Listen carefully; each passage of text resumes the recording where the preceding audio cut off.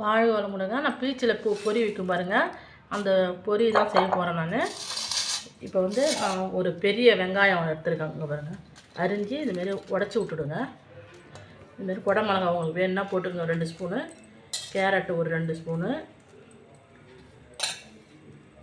பச்சை மிளகா, இஞ்சி, பூண்டு இது 3 இடித்து இதில் போட்டுருங்க. இப்போ பாதி தக்காளி போட்டுக்கோங்க. உங்களுக்கு தக்காளி கனமாக வேணால் போட்டுங்க, நான் பாதி தான் போட்டிருக்கேன் தக்காளி.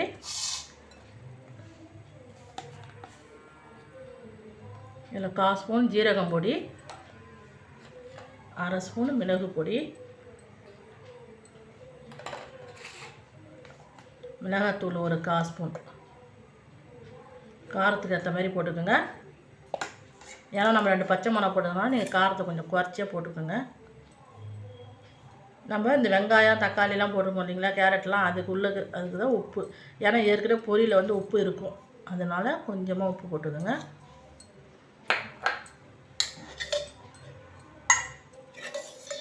ஒரு 1/2 ஸ்பூனு எண்ணெய் போட்டுக்கோங்க.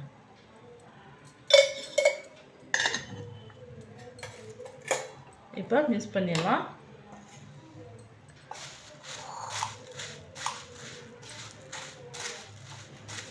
நம்ம கடற்கரைக்கு போனீங்கன்னா இந்த பொரி தான் ஃபேமஸ்ஸு. இதிலே வந்து நீங்கள் வந்து மிக்சரு, புதினா, இல்லைன்னா மல்லி இலை அதெல்லாம் போட்டுக்கலாங்க.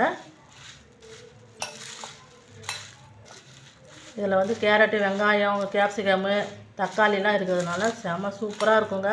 நம்ம வந்து வாங்கி சாப்பிடாம இதுமாரி நம்ம பொரி வீட்டிலே வாங்கி பசங்களுக்கு செஞ்சு கொடுக்கலாங்க.